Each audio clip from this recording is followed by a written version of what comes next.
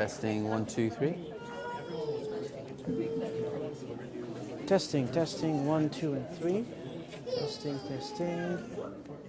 Tools. Fine, docs. YouTube live control panel. I want this.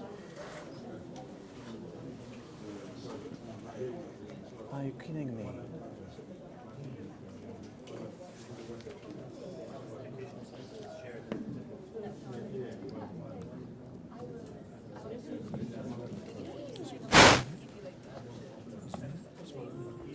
Sorry?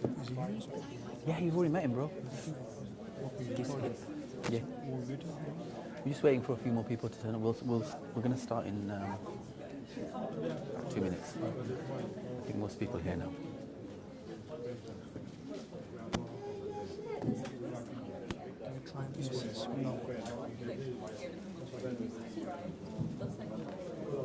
Testing. Yep.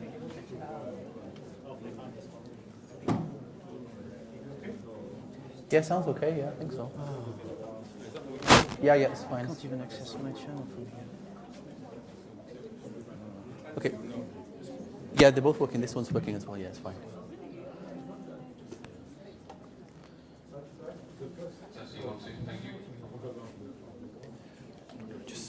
He's just finishing setting up.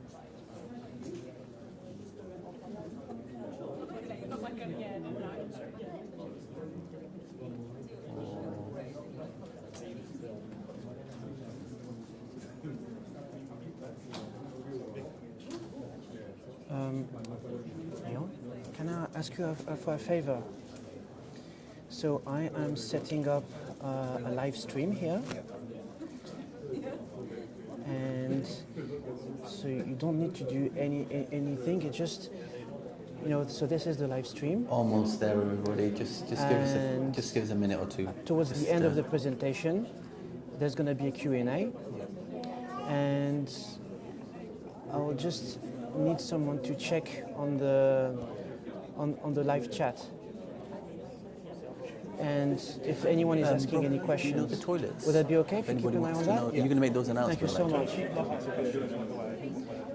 So I'll ask you directly when I'm on there. Emergency exits. If anyone is asking questions, and all you'll have to do is, come on, where's the window where it doesn't? Okay, here it is. So it's going to appear here. So you don't have to reply or anything. You're just going to, yeah. People can watch. Yeah, let me find this. Do you have, how can we do this actually? Is there a simpler way because it's already there? Yeah, I'll go on YouTube, just go on my channel. Is it really? Can you put a little bit higher? So, when you're on lectern, you can hear it, see you?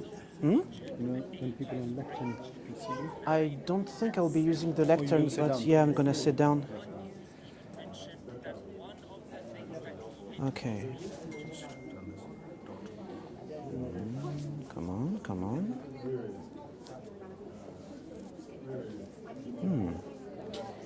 Yes. So the live is here. Okay.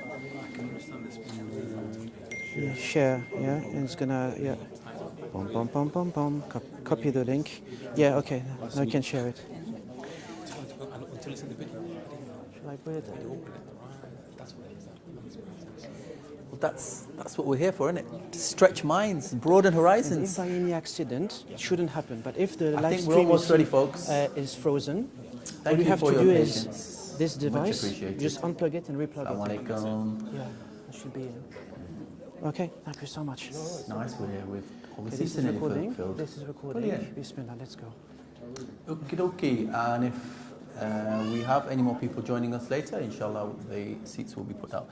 So, inshallah, we're going to be making a start. Assalamu alaikum. Bismillah ar-Rahman ar-Rahim. I'm going to hand it over to our gracious host, Sajjad Amin from Khizra Masjid.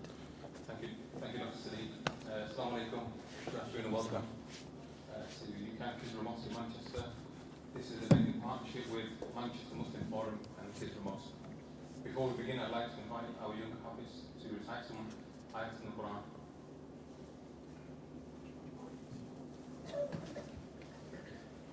أعوذ بالله من الشيطان الرجيم بسم الله الرحمن الرحيم الحمد لله رب العالمين الرحمن الرحيم مالك يوم الدين إياك نعبد وإياك نستعين اهدنا الصراط المستقيم صراط الذين أنعمت عليهم غير المغضوب عليهم ولا الضالين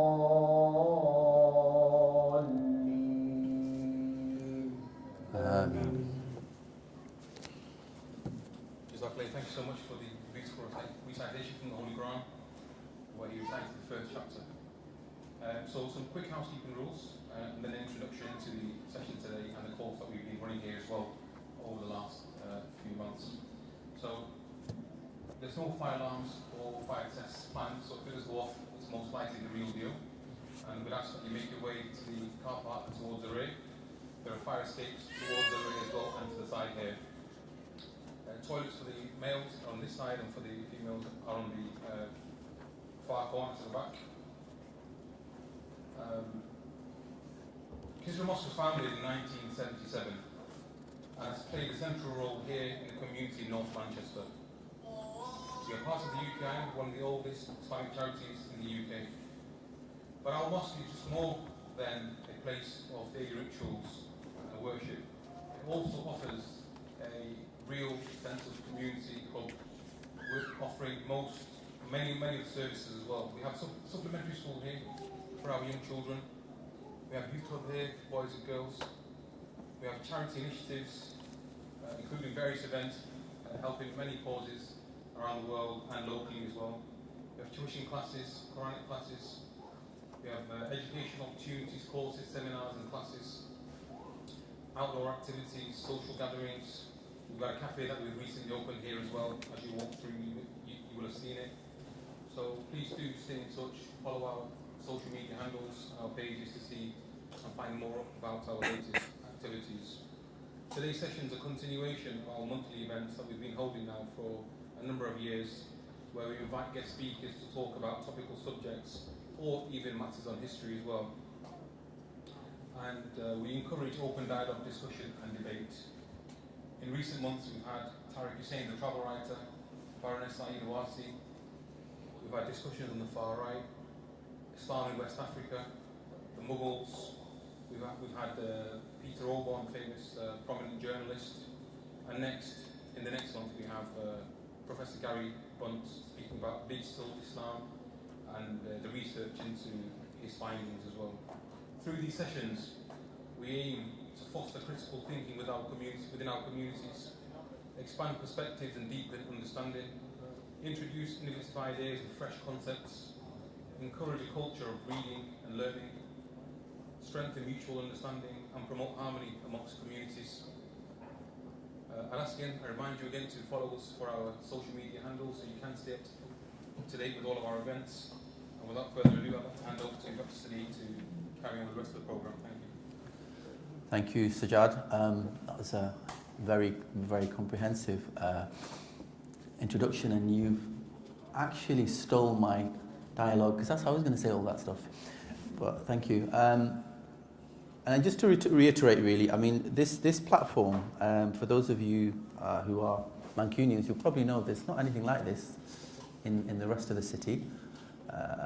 And people are welcome to. We certainly need more platforms where we discuss and learn from and debate possibly, but hopefully inspire our members of our community to understand British Muslim communities, the challenges, the achievements, and the contributions that we're making. And it's really important, because when the news is full of so much negativity, it's a drip kind of normalization of fear and ignorance, and sometimes hatred towards Islam and Muslims. And so this partnership with Khizra Masjid, with the Manchester Muslim Forum, is one small contribution into highlighting the positivity and the creativity of British Muslims, but also to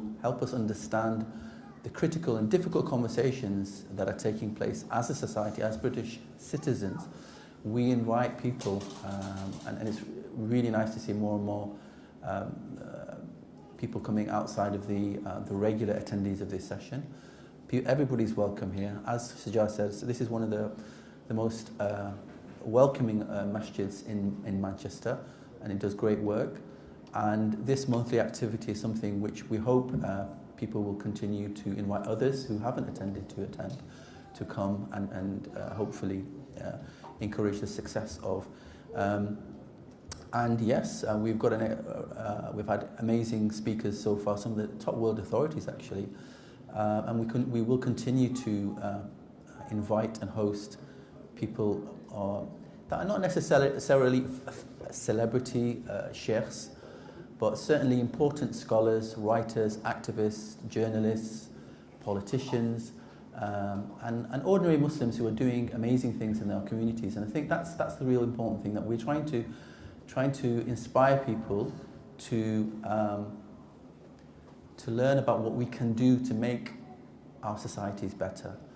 And I'm almost tempted to say, make Britain great again. But you know what I mean. So we're very fortunate here today to have somebody, if you don't know who he is, Dr. William Barillo is one of our, I'd say, unique scholars, but he's not only a scholar and an academic, he's somebody he's a man of many talents, very modest. He's also a filmmaker, a photographer, and somebody, somewhat of a social media influencer, I would say. He'd probably disagree with me, but he's got nearly 20,000 people following him on YouTube, so I think that's quite significant.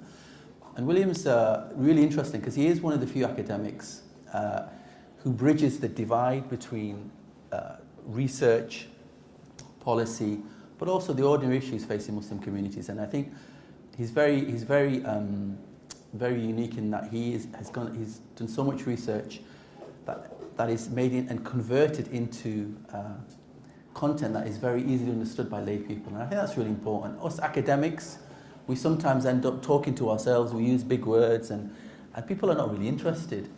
I think this is one of William's great contributions, that he is able to make it all accessible and demonstrate why this research and why the ideas really matter. So he's written this fascinating book, which at the moment it's available only in hardback, and it's a bit pricey, but it will come into paperback soon. I do encourage you to buy it when it does come out in paperback, or you can buy it in hardback if you've got the dosh. It is about an interesting subject, the idea of British Muslims and the neoliberal empire. William, you're going to tell us what that means, and your book is a critique, but it's also a charts a way forwards, and you highlight lots of good practices as well. Please do take over and tell us about your book. Thank you very much. Hello and welcome everyone. Assalamu alaikum. Can everyone hear me at the back? No problem? Perfect. So first of all, I wanted to say a big thank you not only to the organizers, to Sadek, but to all of you. Because if we stop for 1 second, we need to take into account that we live in a society that doesn't give us the time. And what have we done today? We've taken the time to go to somewhere else than work or home. And I believe that this is an act of resistance in a society that tries to steal our time constantly. So thank you for that. I also feel that, Sadek, a bit of an imposter, because I feel there's many among you who should be on stage instead of me. Because what is my job at the end of the day? I'm just a storyteller. I have been across the country looking at people who actually make the real work on the ground. Community centers, small initiatives, whether it is in the field of mental health, protection of the environment, community organizing, culture and heritage. And yeah, this work is just a collection of stories. And to be honest, even to push things a bit further, just like we have a tax on our wealth, we have zakat. This, in a way, is my zakat on my knowledge, because I don't consider my knowledge valid if it's not shared. And I think this is a big problem in many academic circles where people just do their work but don't give back the results to the community. So what's the point at the end of the day? And as Sadek mentioned, I don't want you to buy this book. Don't buy it because it's actually extremely expensive. I don't have a control over the price. But that's because the target audience is university libraries. That's not normal people again. Like, what is this kind of gatekeeping game they're playing? And this is one of the main reasons why I have started the YouTube channel, to make available this content in a short format, readily accessible to most people. I don't know if we have the presentation here. There's a QR code that you'll be able to. I'll put the slide at the very end. But yeah. So to make things very brief, because again, I don't want to be talking. I want us to have a conversation. So I'm just going to summarize very, very quickly what the book is about. So this book is about, very simply, how the society colonizes us, all of us, in every way possible, but also what can we do about it? Because I think since decades, people have analyzed how the society is harming us.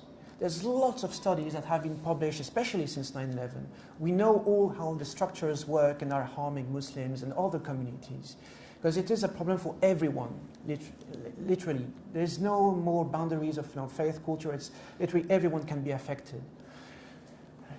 But the thing is, how many people talk about the solutions? And we have got people on the ground designing solutions that are working. But why do we never hear their stories? I mean, if we talk about mainstream media, obviously, who's going to look at small Muslim organizations that are made of 10 people working voluntarily? But even, in the age of social media, where information should be available everywhere, this kind of resistance, this kind of organizing, it's not Instagrammable. It doesn't bring, huge, millions of pounds of profit. It doesn't bring people fame or power. And that's a problem, because if we want to change things, lots of people now believe in this story that has been served to us since the 1980s, that if you want to escape your condition, if you want to transcend racism and poverty and Islamophobia, what do you need to do?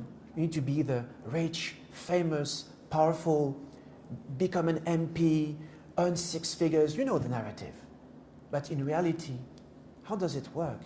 And so the story of this research is very much based on my personal journey as someone who was born and raised in France, from parents who migrated to France from Poland, and I later myself migrated for economic reasons to the UK.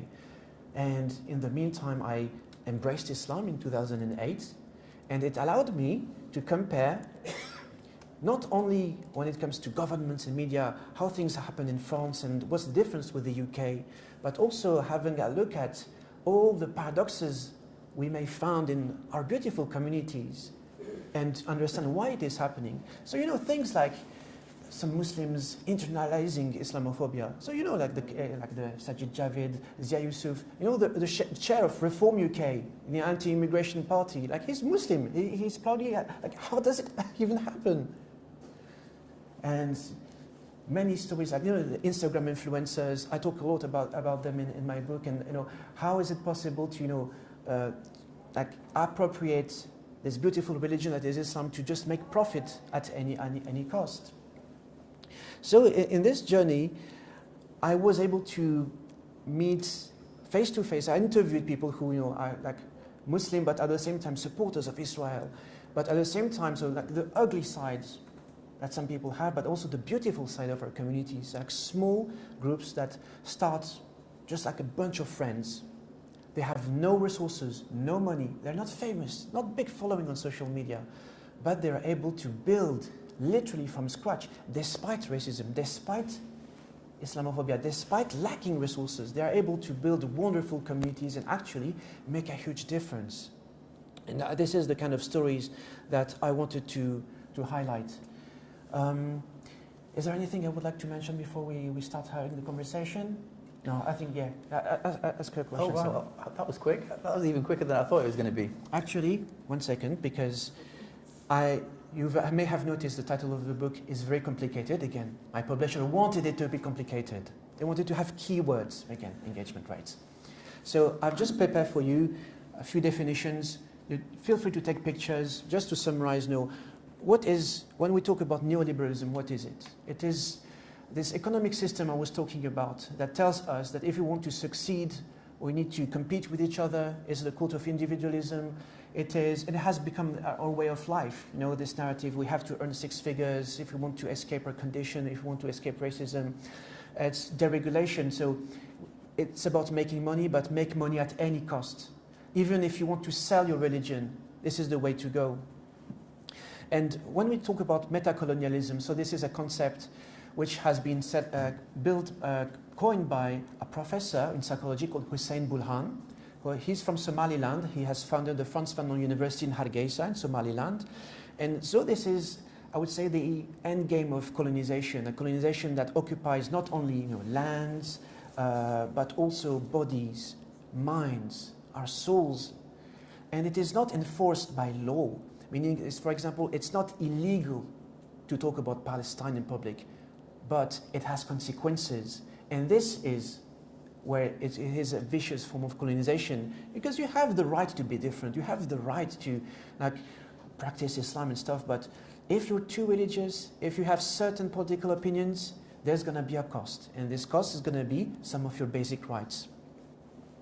So yeah, I've seen people taking pictures. That's excellent, because I'm aware these things are a bit complex. So this is the QR code if you want to follow me on YouTube, and then Sadiq, let's go into the conversation. Great, thank you so much, William. Your very concise overview of the book perhaps requires a little bit more elaboration from our perspective. I mean, you've obviously clearly put a lot of time into the work, and I believe this is a culmination of not just the specific research that you did, but over the last decade, I believe, of researching Muslim communities in the UK. So you have a very, very rare understanding and insight into British Muslim communities. The title of your book itself talks about and you've mentioned some of the definitions, but can you just help us understand why is this important? You talk about colonization, and this has become a bit of a trendy word now for perhaps people, younger people, and this whole agenda around woke. And we hear these terms being used in the media, and some of the politicians talk about it. And they've always made it a negative. It's a negative being. It's almost like it's part of the culture war, isn't it? You know, it's almost generational that a lot of young people at universities have been campaigning, obviously, against the genocide of our brothers and sisters in Gaza. But the whole thing has a much longer history, doesn't it? And we talk about decolonization. What is actually being colonized? If we're living in UK, right? We're not living before pre-independence in the 1950s and 60s, when the British Empire was the largest governing empire in history. We've passed that. Where are we colonized now? Mentally, spiritually? The physical colonization is not there, but for us here in this room in the UK, how do you justify this colonization that you're talking about? What do you mean?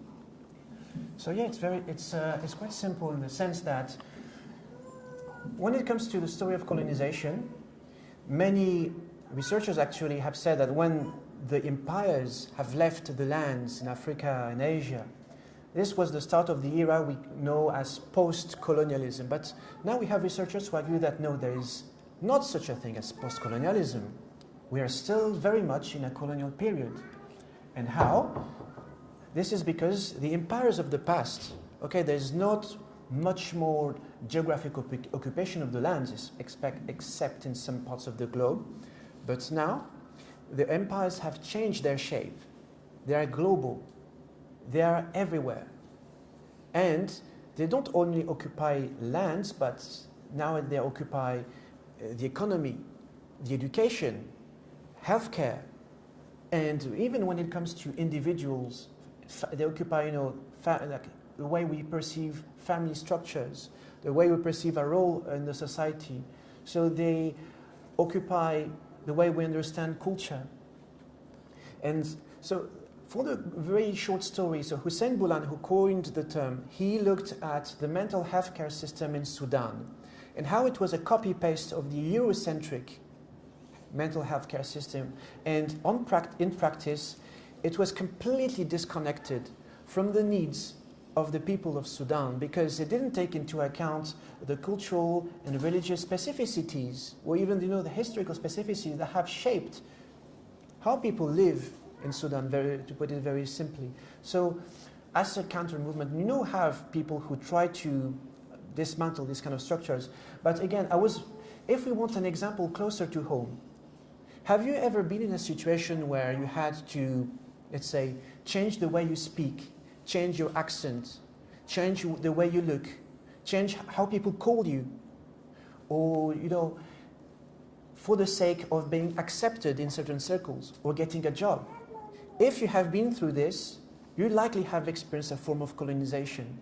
And even if you look at this very room, there's something very colonial in this room. Why are we sitting behind a table and you, the audience, here? Why are we not sitting all on the floor with maybe food like dastarkhan? I don't know, it's like... Why the floor's cold. Yeah, but then we had carpets back yes, in the days. True, yeah. true.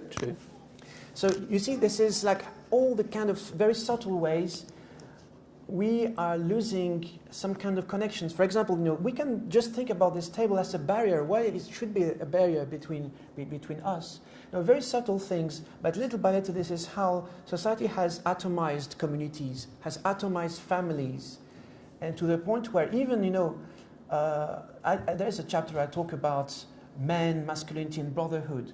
Now, this is something men need, brotherhood. But why is it that even in some mosques, especially in the bigger cities, just people, back in the days, people used to hang out after the prayer. We used to chat to each other. And this is something I've experienced in France. But here, it's like this brotherhood is gone. People just go to the mosque and straight away go back to work. We are pressurized. What time are we giving now to our communities, even to our families? Okay, can I just push back? I mean, I totally understand where you're coming from, but I think it's really important that we understand the argument that you're making, that colonization, it's a very subtle thing that you're talking about and you've examined in depth.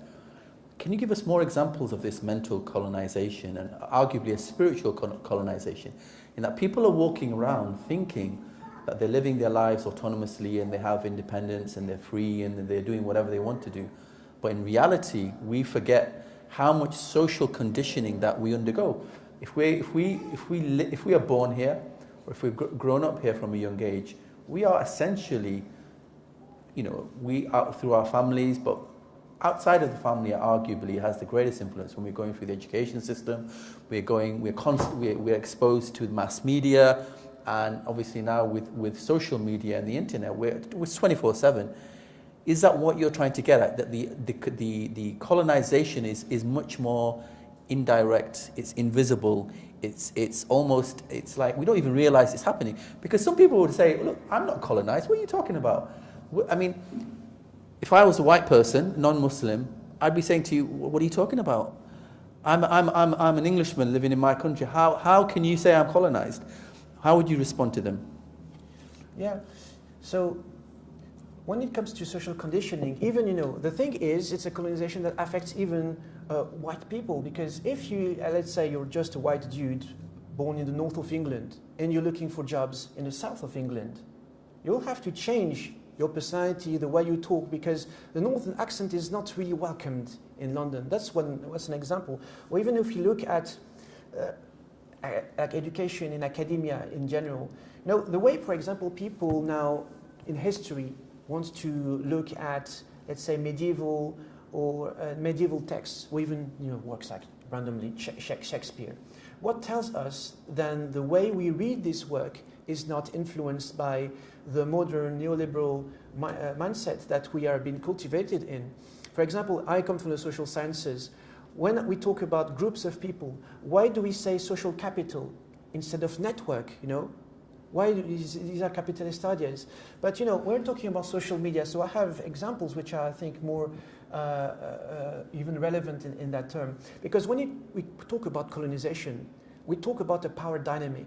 And a power dynamic which aim is to control people and oppress people. So of course there's cultural conformity, but it always comes at a cost. So people sacrificing parts of who they are.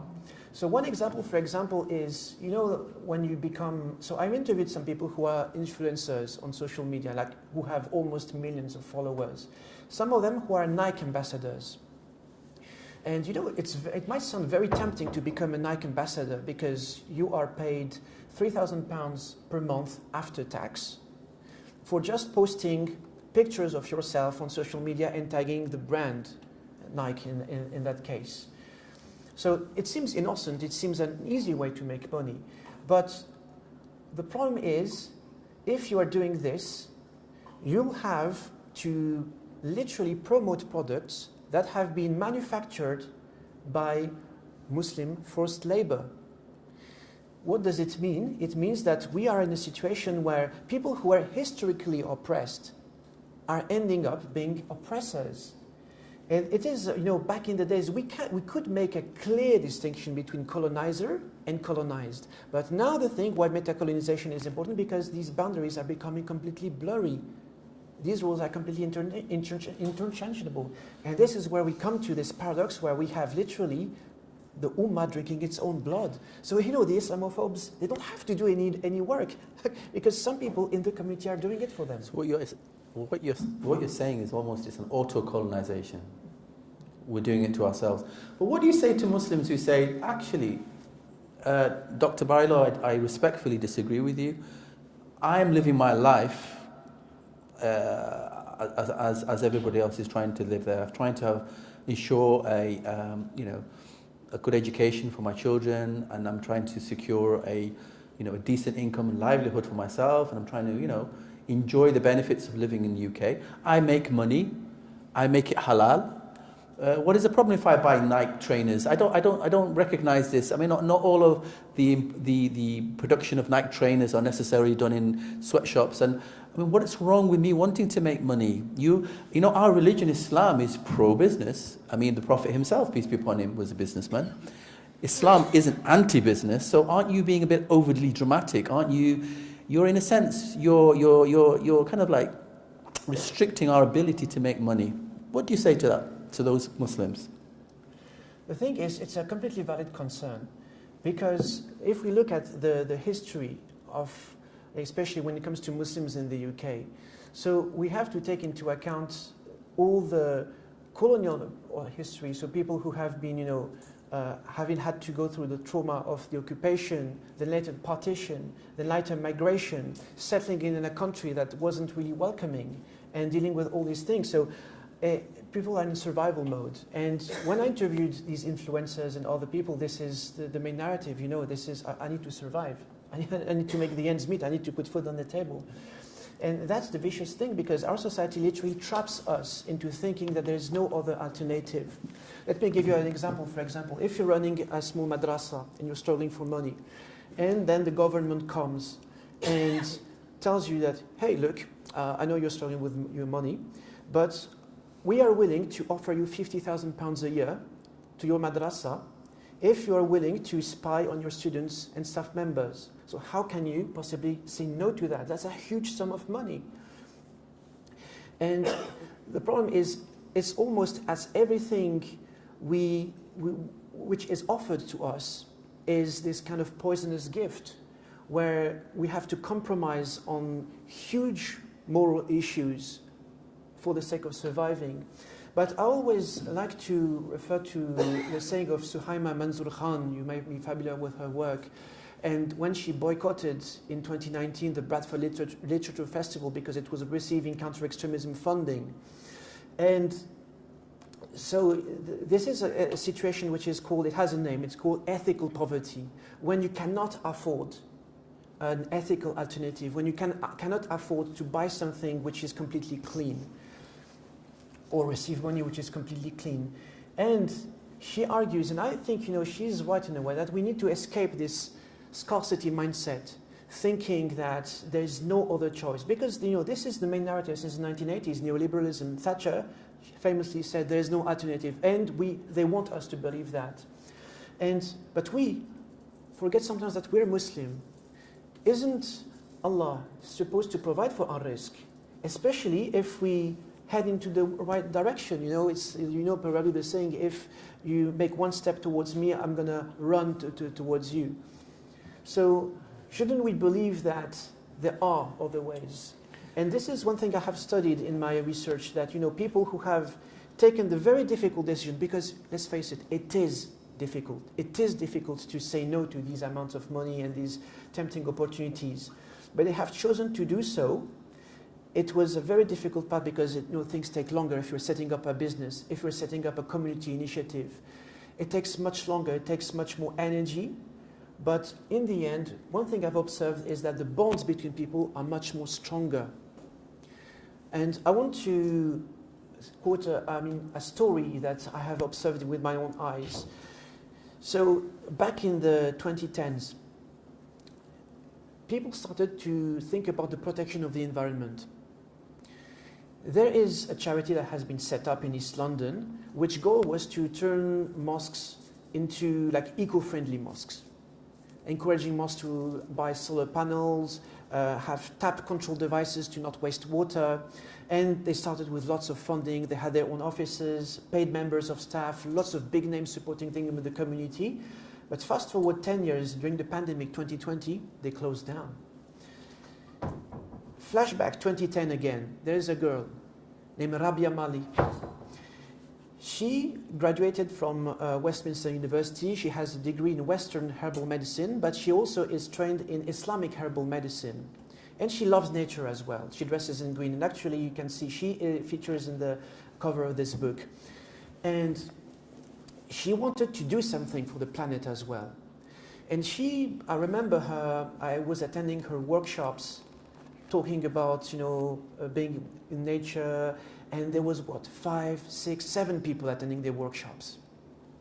Now, fast forward 2019, she, with other friends, organized a green iftar at Rumi's Cave, a community center in London. So an iftar without meat, without plastic, and without food waste. 300 people came. The venue was completely packed. And she did it without any money, without any resources. She didn't have any big names in her networks. She wasn't even big on social media at all. And you have people all over the globe queuing to attend her retreats, because she does also walks in nature with Muslims, especially it's mainly for women. And she did it while this charity, which has all the money possible, all the support, closed down 10 years down the line. So what happened? And when you see how she did it, so she didn't do huge marketing campaigns. She did just reached out to, first of all, her close family and her friends. And then her friends spoke to their friends, and then their friends of their friends, and so on and so on. So, okay, it took 10 years for her to go from 6, 7 people to 300, but she made it without anything.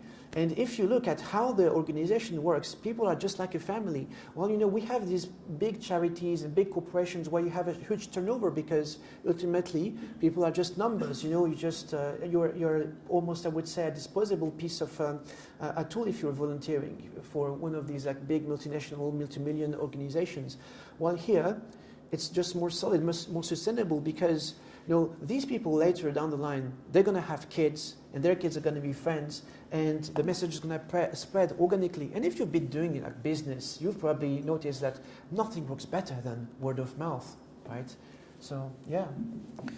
And that's really encouraging. And I think you, in your book, you do showcase a lot of these positive trends that are happening, which aren't necessarily, on the radar, I think, for a lot of us. We don't realize there's actually a lot of positive work that is taking place within Muslim communities to address these very difficult issues. But just going back to the whole social media kind of phenomena and what some people have called the business of Islam. They have made Islam, they're making money in the name of Islam. We have so many people now, it's gone to ridiculous lengths. We have people selling halal collagen, sunnah collagen. Apparently it's something, has a connection to the Prophet of God, peace be upon him. A modern product which promises better skin and better health is apparently linked to Islam, and we've got all sorts of halal this and halal that and Muslim this and that's something that you've critiqued. What do you say to those people again who they don't think that they're doing anything wrong? They're making money, but the reality is that they're actually pushing us to reinforce the neoliberal the economic model, capitalism. It's a form of Islamic capitalism, isn't it, really? I mean, what can we do about that? Or should anything be done about that? Yeah, so, I would like to have, and I have a lot of empathy for these people because obviously I've met them, I've interviewed them to understand how things work.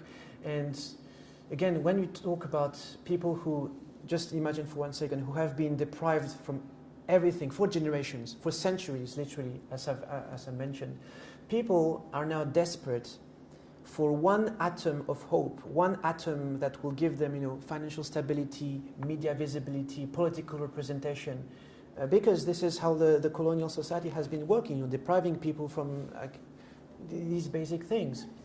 But what happens is people just copy and paste uncritically what happens and is successful in the mainstream. I am always kind of surprised. I understand, why do people, when it comes to, when we think about role models, lots of people come to me and say, oh, we need a Muslim Mark Zuckerberg, we need a Muslim Elon Musk, we need a Muslim Rupert Murdoch. And these are all people, who kind of hate Muslims or just make money for the sake of money. But why nobody says, for example, we need a British Malcolm X, we need an American Al-Ghazali, or an European Rabia al-Adawiya? So do you see the narrative? So is it about lack of role models, or maybe we're pushing the wrong role models? Is that what it is, do you think? I think we just live in a society that doesn't give us the time and the space to just stop and think. Why should we go for what is successful in the mainstream? Even, what is how do we define success nowadays? Why should it be only about money, fame and power, or, qualifications, grades, whatever? But, the thing is, the good news I would say is, in this case, these kind of systems are not sustainable without us. They cannot function. Because it relies on, people buying it literally into this narrative. So, you may have heard the expression, we can vote with our wallets, right? So we can choose, just like, BDS, we can choose to whom we give our money. We can choose which brands we're gonna sustain or not. And I think the same goes with social media. Every single like or follow or subscribe that we give, it has power. It might seem innocent, but it has power, because without these figures, these celebrities wouldn't be able to make deals with brands or be promoted on other platforms. And I want to talk about a kind of a sad story, the sad story of Mohammed Hijab. It's still a theory because I need to interview him. But this guy, Mohammed Hijab, right? Who doesn't know him? Yeah. So Mohammed Hijab, he is, in his heart, he is fan of history. His dream job was to be a teacher. And if you look at the oldest videos on his channel, it's about what? It's about history. Like him going around Mecca and Medina, showing the sites where the Prophet lived and so on. So this is his passion. But why do we see him debating and now actually doing boxing matches? Because who controls, if you use social media to pay your bills, to pay your rent, you are dependent on something called the attention economy. You can pay your bills, yes, but it will depend on your engagement rates. How many likes do you get on your videos? How many people are subscribed to your channel? And what happens if nobody likes your history videos, but when you do like a debate with like Muslim versus atheist, like you have millions of likes, which means like literally like a few hundreds of pounds if you like monetize your channel. Like what way do you think they're gonna take? And that's, I think, what is sad, because people find themselves trapped either by sponsorships or by the demands of the audience. So we have people who we call influencers who should be community leaders and steering the community in the right direction, but who find themselves actually not leading anything, but being trapped by their audiences or the rules of the market economy. Right. This is a really important point, which we're just going to be opening up to the audience now, because I'm sure they've got a lot of questions. I just want to squeeze in a two-part question.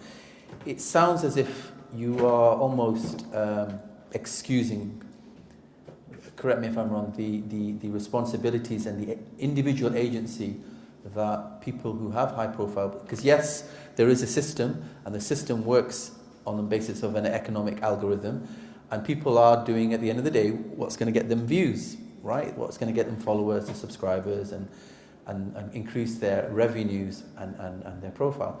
But don't these influencers, people who have a huge following, do they not have responsibility? And they're not children, they have responsibility to say, actually, is what we're doing right? You know, we're speaking in the name of Islam. We have all these hundreds of thousands, maybe millions of people who are watching us on an almost daily level. Don't they have a responsibility to say, maybe what I'm doing is not right. Maybe I should change my content. Maybe I should change the algorithm. Yeah, I completely agree. It's a shared responsibility because, you know, at the end of the day, they're still colonial agents. When, you know, you profit of, you know, the cheap labor of people who are exploited in some labor camps, you're being a colonial agent. But the problem is, you know, this society, this is one of the, like, complexities of the thing is there is no easy way out, because of course they have a responsibility and they should be, but the question is what truly can they do without, let's say, compromising their livelihood. And yeah, the thing is, as I say, maybe we need a systemic change. Maybe we need alternative medias. Maybe we need to change what we value and what we look up to. And okay, I'll stop there now. Thank you very much, Will. Thank you for your presentation and the way you've responded to my question so candidly. Thank you. And we'll continue the conversation by opening up to our very patient audience members. And we'll take, I think, 2 questions at a time. Is that okay? Yeah, 2 questions at a time. So Haroon, can we have your question, please, first? And Sarah after that. Thank you. And sorry, Salim, sorry. My question was in relation to your discourse and your political criticism. Can you not say that there's a distinction between political criticism and political strategy? That on one hand, your criticism is completely valid, yet if you were to develop a strategy, then you would have to negotiate with the existing system because of a lack of power that we have. So for example, you've spoken about the book and the price of your book and how you've dissuaded us from buying your book. In that example, you've engaged with the system. So there's some kind of negotiation you yourself have done with the academy or with the system. Therefore, I think more than, but by all means, having the political criticism is good, but the political criticism in isolation can be disempowering. And therefore, we need to have a political strategy and the ethics around what that negotiates. So what are the ethics of having that negotiation, and what are your thoughts about that point? Okay. Thank you, Salim.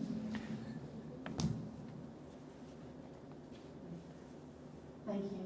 Assalamu alaikum. Thank you so much. You mentioned one of the examples on the front of your book of Rabia Mali, and I wanted to mention that I know you were talking about how funding and sponsorship can skew projects in a negative sense, but also I've seen how grassroots work decade upon decade.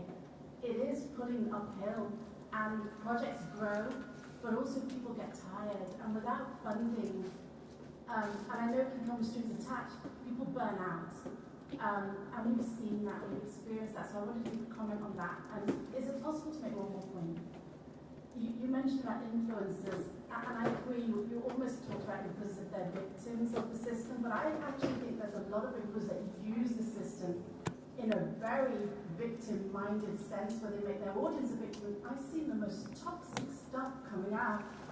And I'm not going to mention names, but our influencers, as opposed to our scholars, are attracting so many of our youngsters, and they are using their platforms in the most insidious and worrying of ways. So I'm wondering actually if they're not the victims and actually it's the consumer.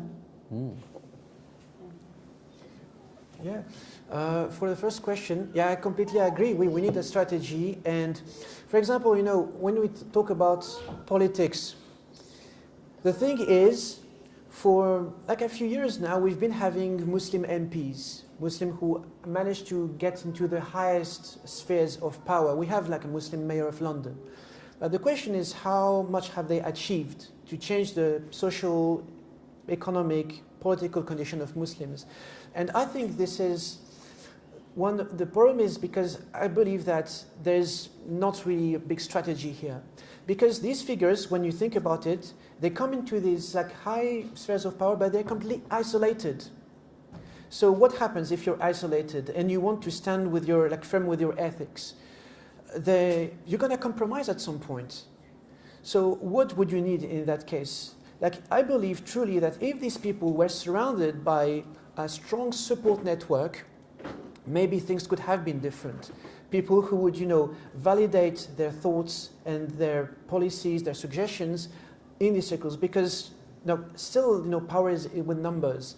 And it truly amazes me how, for example, how people like Zara Sultana, they're able to, hold on to their ethics, because that's the only person, I know who is doing this publicly. I mean, she's faced the consequences, she's not in labor, so that's because, I think it's very important to think about it. I don't know what's the perfect recipe for that, but I believe this is the main problem. People get into this position, whether it is in Hollywood, whatever, but I'm still isolated. And if more people were just to have this strategy, come together, I think maybe things would be different. Do you think maybe it's also to do with personal courage and having principles and some kind of integrity? People like Zara Sultana can stand up and not be, and have she gets a lot of grief as well. Yes. But she's still there every week after week. It says something about her personal character, I think, isn't it? Is it about that as well? Yeah, I wasn't able to interview her. I would love to, but I think you need a really, really thick skin to be in that spaces, because I cannot imagine the amount of abuse these people go through. And how do we even, stay just even sane? Death threats. They get some of these people are getting death threats, for God's sake. And the second question from Sarah about the responsibility of I mean, that was my point. I mean, she's said it much more better than me. Yeah. So the thing, there's a statistic that I wish I knew is, for one Rabbani project or one Rumi's cave, how many others have tried to do the same thing but have failed? Because I've seen people, after a few years, they get tired. And I believe that the few people that I have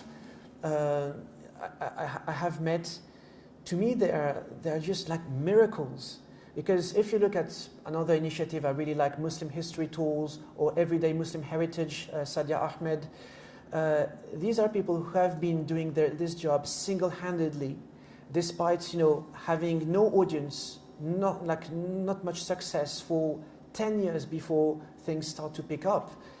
And I also feel very saddened by the fact that funding should be available for these initiatives, but it's just becoming very scarce, in the sense that I wish, with the amount of wealth some people have in the community, we are in Manchester, nearby we have two people, the brothers who've bought Asda, they're billionaires.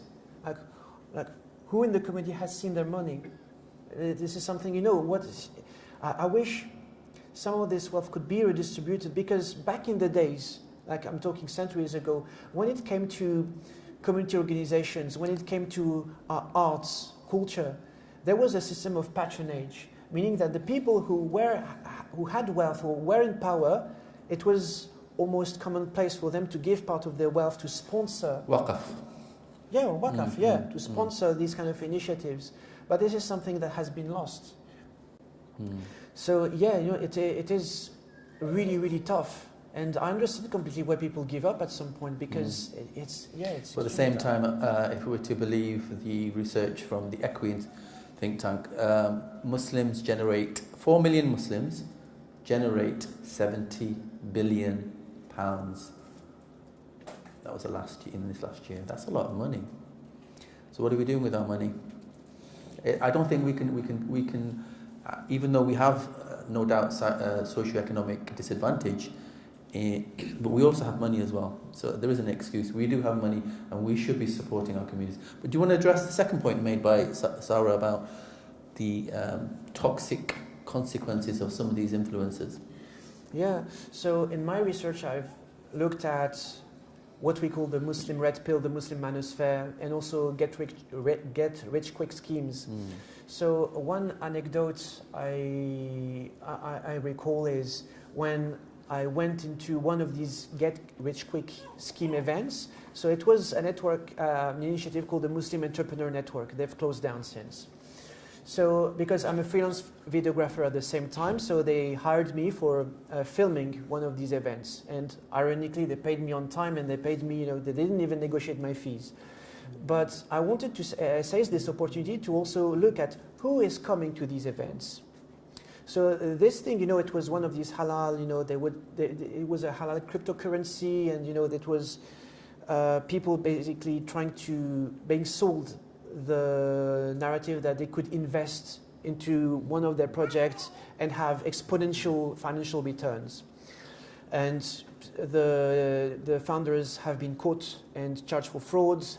Some of them are in prison in Dubai now. But, I was wondering, how can people come to these events and give 2,000, 3,000 pounds, sometimes their whole life savings, to people they didn't know, just because they had this religious narrative? Alhamdulillah, mashallah, inshallah, you'll make money, you'll be rich. And among the audience, and that broke my heart, it's a lot of uncles, single parents, or young boys, all living in council estates, struggling financially. And you're completely right to say that, some people, without any shame, just try to game the system and prey on these vulnerable people, because they know that lots of people in our communities are so desperate for financial stability, or just, having a stable home, that they are ready literally to do anything, even if it means, risking your whole life savings. And that's a huge problem. Indeed. We can come back to that. Right, any more questions? I think... 1 second, yes, sorry. Saleh. Yeah. Can you check if we have any questions from YouTube? No questions. Okay. Thank you. Brother Jangir, anybody else from the sister side? Nobody from... Okay. You brother as well. Assalamu alaikum. Thank you for your efforts, Brother William. I'd like to disagree on the idea that the whole Muslim sector in terms of charity and influences is a form of colonialism. I don't think it is. I think it's a form of... I don't think he said that either. Well, maybe that's how it came across, but I think it's... we have a serious issue in the community, as Sadiq has said, and a lot of Islam has become business. And as I sometimes say, we're an ummah of zakat collectors. And we do it well. We're fundraising zakat, we do it really well for certain causes. But we rarely do other things well. And we need to focus on those things. Our mosques, obviously, the imams put a great deal of effort. They're not the celebrity imams, they work for a pittance, a lot of them. So we have good things. On the colonialism, I think the biggest form of colonialism is mental colonialism and the colonialism of terminology. And this might help some of our brothers and sisters. When I first became active in anti-racism, the first black director of social services gave an amazing speech in which he said, if somebody else, the colonial people or the white society, are defining your problems and your terminology, then that is actually pressure, a form of pressure. The fact that we don't have the ability to define our own issues and problems, so we use the terminology, grooming, zakat is charity. Who said zakat is charity? It's one of the most revolutionary concepts that we have, which is the right of the poor people in the wealth of the rich and the wealthy, or those who have money. So we adopt the terminology and the language that others use for us, and that constitutes the biggest form of colonialism that we have. We see the world through that, and really one of the things I try to do at our think tank, the Ayan Institute, and the work we do is look at things differently and critically, and not even use the terminology to do with extremism, with grooming. Why should we use grooming? Sex crimes, sexual abuse. So we have to all put a conscious effort into doing that and ensure that we understand where certain analysis and terms are coming from. Thank you. I mean, so what you're saying is simply that we should decolonize our own concepts and thought processes and language. That's where it starts. Do you have any more questions? Okay, can you just get in sense? Okay, this brother at the front, please, and then William will answer. Thank you, Brother William, for coming and educating us. Well, my question is, given the last, for example, just 20 years of 20 years of work has gone into for the Muslims, especially for the Muslims, and in trying to elevate themselves and trying to beat the system. And how far have we got with that? And secondly, on the same question, given that the social media is telling us about the digital gulags that are being planned by the biggest system globally for everybody, okay? What kind of hope should we hold that we can actually beat or conquer this system that we haven't been able to do for a very long time? Yeah. So for the first comment, I completely agree. It's like even the way we speak is completely colonized. Even the way I have to speak. For example, why should we talk about Islam as a religion when we know it's much more than a religion? But this is, I think, the very difficult balance between having the ability to discuss and deconstruct all these terms in an academic setting when you can take the time to explore the roots of how was Islam talked about back in the days in different languages, not only Arabic. It could be Urdu, it can be Bangla, like whatever. But we live in a society where I am also aware that not everybody has the time and the capacity to understand. So this is why I have to sometimes, I would say, a compromise on more vocabulary. Like salah, it's prayer, zakat, alms, or charity, when we know that in fact it's much more than that. But because even the English language is very, very limited compared to other languages like Urdu or Arabic, where you had lots of a whole world of meaning around certain concepts. But yeah, I guess again this is one of the traps of the modern society. Yeah. For the second question about how far we've managed to, it's very, still 20 years, it seems like a long time, but I think still it's very early, because a lot of things have been done, a few things have been attempted, but can we say that we've beaten the system? It's hard, because I think, in the way that things are going, if I can see a trend, I feel that the society is getting more polarized and polarized. Whether it is with economy, the rich are getting richer, the poor are getting poorer, and when it comes to politics, people are switching, between extremes, And what I find it really hard is to find people who are able to be in the middle way. I think this is something that becomes really, I wouldn't say rare, but it's something which is a position that is very difficult to maintain. But what I have seen is, it's always, if you look at the margins, it's always there. You will always have a bunch of people who try to do things differently. And as I mentioned, some initiatives might work very well. They actually might grow in something really beautiful. But in some initiatives, unfortunately fail because the system wins at the end. But what I want to see, I think, is there's more and more people who are able to be aware of all these different challenges. And I think that's a big, huge step.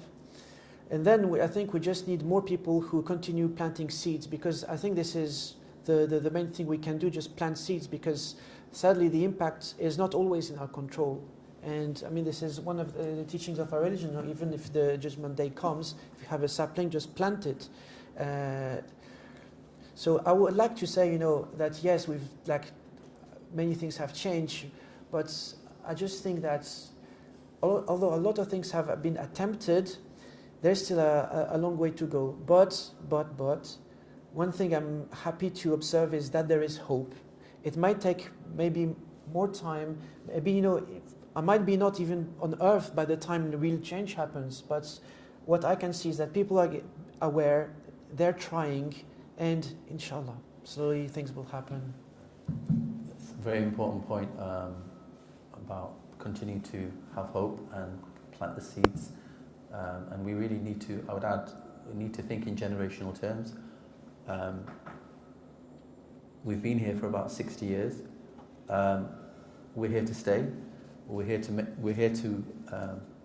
make things better. And we really need to think about what that means, not just about our own survival, but how we can actually enrich society with what we claim we have, something to give as Muslims. And of course we do. History proves that, but it's up to us now to do that. Right now, but we need to be thinking about what we can plant, as you say, for the next 5 years, for the next 10 years, for the next 25 years. Some of us actually have been talking about the idea of Agenda 2050, by the way. Anybody, I don't know if anybody's heard of this yet. Agenda 2050. If you haven't heard of it, please remember that phrase and not to hijack your Q&A.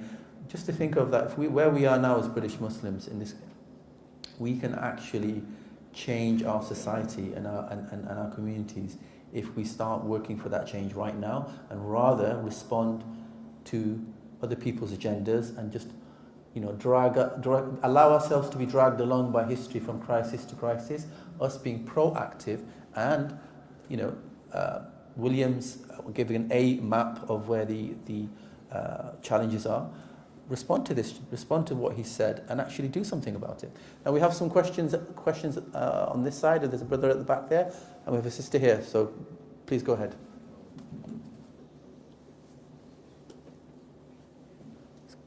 Yeah, if you can raise your voice, and sorry about the mic. I'll just speak. Jazakallah for your talk. I don't want to sound pessimistic, but just what Dr. Sadiq just said about Agenda 2050. What Dr. Sadiq just mentioned, Agenda 2050. This is what the MCB's new General Secretary is talking about, and it's quite problematic for the Muslim community because this actually feeds into the World Economic Forum's agenda, and Muslims need to be a bit more savvy as to what the MCB is trying to push here. So it is problematic, and it's all hairy-fairy for what Dr. Wajid is standing on the platform, and he talked about it in his inaugural speech. But that's just something that we need to be aware of as a community. One of our elders always used to say whether if we as Muslims belong in this country, and you've just mentioned about trying to do our best to be assimilating in the community. But with regards to how the acceptance of the British white community and those on the right or the far right particularly demonise us as Muslims in the UK, particularly reform coming in many parts of the country, and how that's going to extrapolate into what is probably going to be looking like politically in the next 3 to 4 years. Do Muslims really belong here is the question. But just one final point is, you mentioned in your talk, Dr. William, about social media, and it was interesting to find out Dr. Mohammed Hijab having his YouTube presence and social media presence on history, and he's kind of talked about debates and stuff, but we have a responsibility, and one of my friends here at the front, Dr. Haroon, uses his platform, mashallah, very well, and many others, of course. But in the light of how the liberal, secular society in Britain that we live in, is it not right that these platforms are used, and of course they need to have an element of responsibility, but in terms of the way that Islam is being portrayed and atheists are pushing back, then these people are there doing the right thing, so to speak, although they're doing it for like subscriptions and things like this? Okay, thank you. Come on, please. Yeah, I guess... you can speak up a little bit, please. Yeah, no worries. I guess you've spoken again about, you know, the influencers and the people that we look up to. And I know that you haven't necessarily touched on it here, but I know you speak about also the people that are new to Islam and come into the religion, and sort of the... Sorry. Sort of the way that they use these platforms. And it does also make me think about the way that us as Muslims also present our religion that attracts certain people to it. You know, when you hear people's stories on why they were attracted to Islam and things like that, and sometimes you honestly hear some pretty troubling things, of especially some things that men say about, you know, for example, women, or they might say, you know, I saw the way that women dress like prostitutes in the West, and I found Islam, and now I feel connected, and it kind of feels a bit like, how are we as Muslims presenting our religion that is attracting certain people to it, if you know what I mean? Because it truly feels like if we present our religion and if we live it in an ugly way, it attracts ugly people with ugly intentions and the worst of things. And as well, the people that we platform as well, and the things that we consume, especially with influencers. You know, people love to consume certain types of content, but who's gonna, for example, consume, you know, there's many shayukh that are very knowledgeable. For example, I don't know if you've heard of like Khalid Abul Fadl or some, you know, big minds. And who's going to sit through, you know, like a 2-hour lecture, whereas they prefer, you know, the more trivial issues that some people focus on. And it just makes me reflect on, like, what we should be doing with our own faith, again, in terms of the way we live Islam and the way we present it. Okay. Thank you. So, yeah, I think I can answer to both questions at the same time, because I think these issues are a bit connected. Because, you know, to the question, do we really belong here? To this, I would just like to quote part of our tradition that says that the earth is our masjid. The entire earth is our masjid. We belong here, whether people want it or not. But then the question is, what do we do here if in like certain countries people don't want us? And again, to this, I think I have to credit Rabia Mali for inspiring me to this worldview. But there is a beautiful tradition in the Quran that says that the human beings, regardless of religion, regardless of culture, have been sent as khilafah, as stewards. We are inheriting a place, but we are also inheriting everything around us in this place, whether it is animals, the plants, and people, whether they like us or not. We have a duty of stewardship, even towards the people who oppress us. And how, of course, it doesn't mean we have to engage with them and face abuse. We have, because our mental health has a right over us. But this is to say that how I understand it, and that's my personal understanding, is that it's about how do we see our mission on earth and in the society. because this is something, I wanted to come to terms with, just, personally. Well, okay, Islam says this and this and this, and we have the verse that says that, well, we have been created to worship God and stuff, but what does it mean concretely? What should I do with my life with that? And, the verse about stewardship was one big element, and another friend of mine reminded me that if we say that we are following the Prophet, peace and blessings be upon him, and the Prophet, in the Quran it says, has been sent as a mercy, not only to mankind, but to everything else, again, the plants, the rocks, the animals. So if we say that we are following the Prophetic example, what does it mean? It means, should we not be a mercy as well? And this is, this really struck me, because then I started to ask myself, okay, what if then I ask myself, every decision I make, every action I undertake, every word I say, am I being a mercy or not? And I think, you were asking how do we present a religion. I don't think there is hard and fast rules about what should we do, what should we do not. And people have all sorts of way coming to Islam. We have people who, people like Andrew Tate. We want it or not, like people have embraced Islam because of him. So, I don't think these are things which we can control at a global level, but at least what we can control is what do we do with how do we ourselves behave around people around us. I don't think we have a macroscopic answer this to say. I think it's about what personally at individual microscopic do we do around us, and hope that as time goes, as generations come, we're able to be with godly people, raise godly children, and because again I believe really deeply in organic spreading of messages. Slowly I believe that this is how we're going to create godly communities, godly societies eventually. Alia wanted to say something. Yeah. So I think the next set, 2 questions.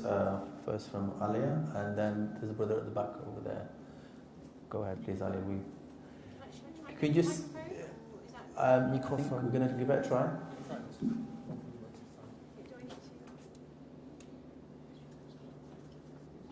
Hello. Thanks so much for your presentation and for coming. I heard that you said you've got a chapter about sort of the masculinity movement, manosphere, red pill, etc. And that's not something limited to the Muslim world. It's obviously affected male consciousness around the world and all sorts of cultures and religious communities. I was listening to a radio program on Radio 4 this morning about how the Orthodox Church in America, the Eastern Orthodox churches, have received a huge number of converts and incoming new members over the last few years, and they're just really ballooning. And a big part of that is because of a lot of men in particular who are disillusioned with mainstream Protestantism and Catholicism. They're disillusioned with those churches becoming more liberal, not being very conservative on issues of gender, on issues of around marriage and sexuality.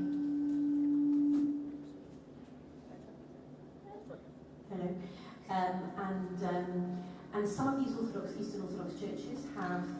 Put the microphone further from your mouth. Oh, okay, so down here. Is that, can you still hear me? Oh, okay, great. Some of these Eastern Orthodox churches have just been, opened doors, received all these new people, regardless of their intentions or agenda.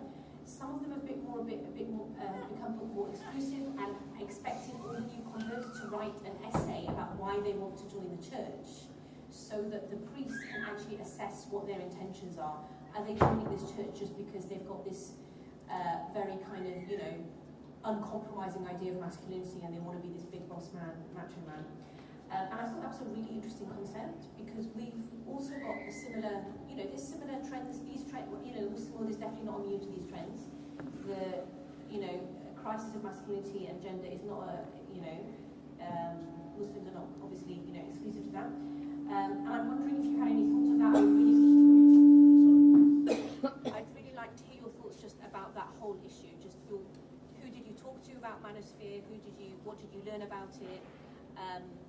I feel like you were quite gentle about Muhammad hijab, and I feel like maybe a lot of people maybe in this room who have engaged with his work find it a lot more kind of alienating or kind of antagonizing than you know than that. And so yeah, I just wanted to. Okay, thank you. And there's a brother in the back over there. Can you stand up and give us your question, please? Thank you, Dr. Arlo, for what you have to say. As a caveat to what I have to say, I have just read the title of the book and the preface. So I haven't read your book. But from what you have produced in a sort of numbered summary and what you have answered, you frighten me. Your thought process is dangerous to all Muslims or non-Muslims living in this country to assimilate, think modern to the 20th century science and technology, and think their own nationalities, their cultures, instead of aggregating them into one word called Muslim. I feel, I get reminded of somebody called Al-Ghazali in the 12th century. Okay, excuse me, brother. Hang on. What's your question? I will come to that. No, can you just get to the question, because you're actually being quite offensive in the language and the tone, and you've actually not read the book. You haven't read the book, and you're just you're throwing a whole bunch of assertions there, and I don't. No, I don't have to let you finish. As a chair, I have the power to stop you talking, because that's what I'm here for. If you have a question, respectfully ask the question. Don't make accusations to the guest speaker. I have not done any accusation. You have. You just accused him of being dangerous. No, maybe No, you can't. No. You don't call our guest dangerous. No, I said When in ignorance of his book, you don't say that. No, that's not acceptable. No, please sit down. Ask a polite question or sit down. okay. My question is very simple. Why wouldn't you let people like us, who are successful, who live in better areas, who are middle income earners, slowly accumulate the knowledge and the technology of the modern world, the 21st century, instead of ghettoing and letting them think, oh. Okay, you haven't asked a question, and you've made another accusation. How is he stopping you doing anything? Nothing. Okay, no, brother. Sorry. Please sit down.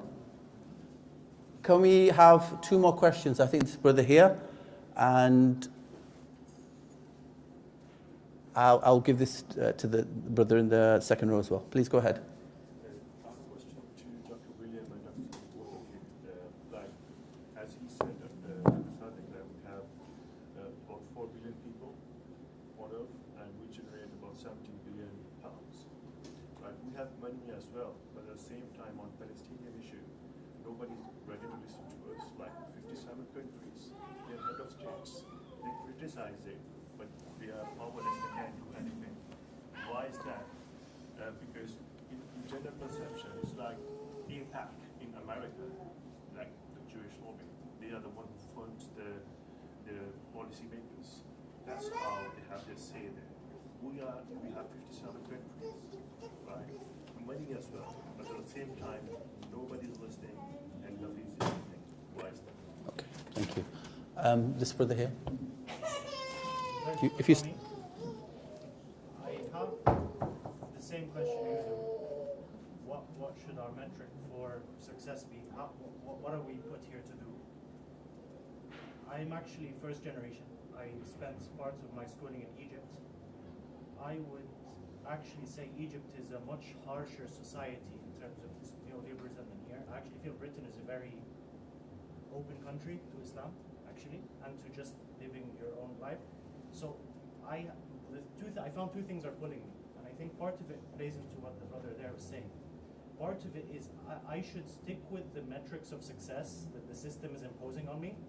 I finish a higher education, I get a good career, I accumulate wealth, I start a family, right, within this system. The other direction is what I think he understood maybe from your introduction, which is why am I doing any of this? Allah is the provider. Why am I an employee in maybe to a pointless employer? You see?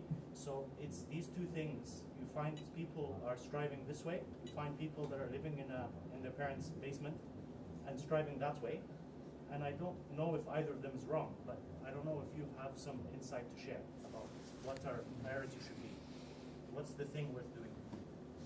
Thank you. Okay. First of all, to reply to the uncle at the back, I think what I am saying is not that we should, not seek wealth or use technologies. I think to the contrary, there is, as you mentioned, Sadiq, in Islam, it's completely fine to do business. It's completely fine to have wealth. But the question is, the two questions I think which are important is, where does this wealth come from? Where does our resources come from? And what are the consequences of our actions? Because of course, and to switch to the to your brother lately, what are the metrics of our success? Which I think we need to make the difference between what are the society's metrics and what should be the metrics according to our moral compass. Because, for example, since the 1980s, the main metric, at least in the UK, in the US, has been, income, wealth. And it has reduced the human being to these numbers, the size of your house, the price of your car, or the brands you wear. And I think this is really reductive. And what the society has forgotten is that humanity comes with lots more dimensions. For example, why can't success be, enjoying a healthy body, healthy mind, and healthy friendships? There is a whole social sciences movement in France, and now it's all over Europe, called anti-utilitarian movement for the social sciences, and which actually questions these kind of markers of success that we have in the modern world, and try to make that it have contaminated even the social sciences. People study people's action, assuming that they have ultimately an ultimate goal. There's always an agenda behind what we do. Actions cannot be selfless, that's to say.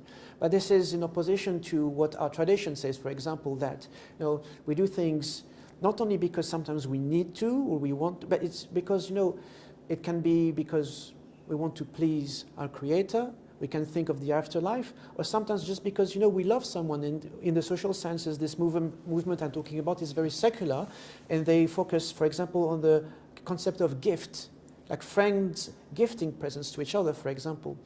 And it is sad that we are in a society that doesn't value these kind of actions because either they're non-numerable, they're not quantifiable, they're not, you cannot put numbers, you cannot put them in particular boxes. So, and I think, the very difficult exercise in our modern day in life is how to navigate this very complex world, which means that I am not advocating a complete, a hijrah to some place in the desert, like some people have actually done, go back to, started small villages in Tunisia or even Jordan, Andalusia, and live off the land, completely disconnect from the internet and everything. Which, I don't think there's, it's binary right or wrong. It's a spectrum of things. So I'm not advocating a complete withdrawal from the modern society because some people just can't move. I can't, for example, tomorrow buy a farm in Jordan or just, I don't have the money. So, but at the same time, I don't want to engage fully with the structures that we have. I don't want to fund a genocide on the other side of the globe. So, what can we do? And I think, what the initiative that I talk about in this book answered to this question I have personally. How do you navigate? And, you can't be perfectly clean in that world, in this society. That's sadly impossible. But the question is how, within the limits of the reasonable, can we just participate just enough for us to survive and not get completely crazy or sick in our bodies, take care of our kids, our spouses, our families, our parents. For example, I wonder, should how is it going to be when my parents are older? And because I don't want to send them to a care home like most people do here. That's not how I understand parents and children relationships. But these are like lots of questions. Like, should I, even have a credit card or like a Visa card? Because I don't agree with the banking system. But if you want to access basic things, sometimes you don't have a choice. And the question is, how do you do just enough for you to be able to survive without any harmful consequences? But how again can we divest from these systems of oppression enough so you can answer to God at the end of the day of judgment? God, I've done my best, and forgive me if I've done everything wrong. That's how I see things. For the question about Palestine, that's more political science question. Maybe Sadek, you'll be able to answer a bit more on that. No, I don't. I think I was going to say. Hello. Yeah. So thank you. No, I don't really feel qualified to talk about Palestine because I think we have enough brothers and sisters from Palestine who can speak to that issue. But I can make a general comment about activism, though. I think we have to continue to do a lot more than we're doing. We're not helpless, but there are things that can be done. Perhaps we limit our activism to making charity donations, sharing videos on WhatsApp, and that's all has its place.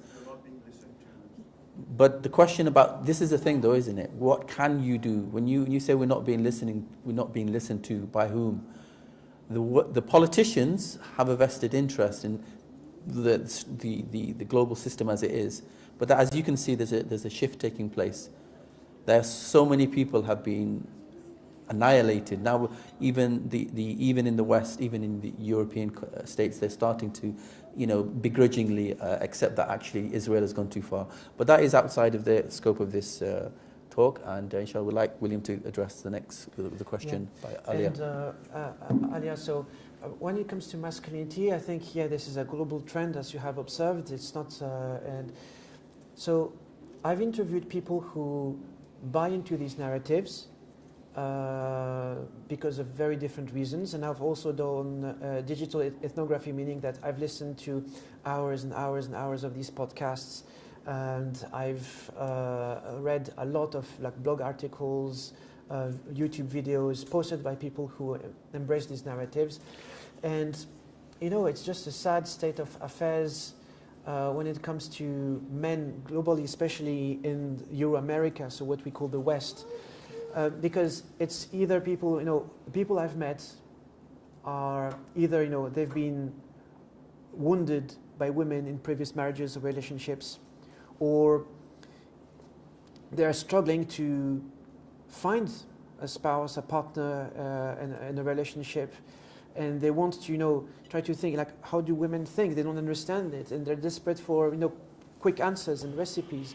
Or it's people who yield under the pressure of their peers in high school or at early years of university, and people who just don't have, I would say, any kind of literacy when it comes to relationships, marriage, and gender interactions, because maybe they didn't have this in their family, or just they didn't have access to that. So you have a mix. You have people who embrace these views because they want to take revenge on women because they have been wronged, but also people who, because they don't know better, they see these charismatic people talking online, selling what appears valid points, because the tricky thing is people, like Jordan Peterson, their strategy is very clever because they inject bits of truth in their discourse, but the overall narrative is just completely flawed. And then people, they just bite, they take what's truth and they just follow the rest uncritically. And because I want to refer also to the works of Bell Hooks, who studied masculinities, but in Black American societies, and who says that the problem is there's a lot of pressure put on men in the society. Again, of course, people like Andrew Tate and stuff, they are perpetrators of some kind of oppression, but we also need to think about people who follow these kind of narratives. We need to understand where it comes from. So she talks about, in this modern society, how men are supposed to be the sole breadwinners. They are supposed to, and how the society views the fact that women should stay at home and not contribute at all. And the problem is, in our society, how easy or difficult it is for men to feed a whole family relying on one single income, in a world where finding jobs is more and more difficult. Job positions are more and more precarious. And this is something that has been happening, decades ago already.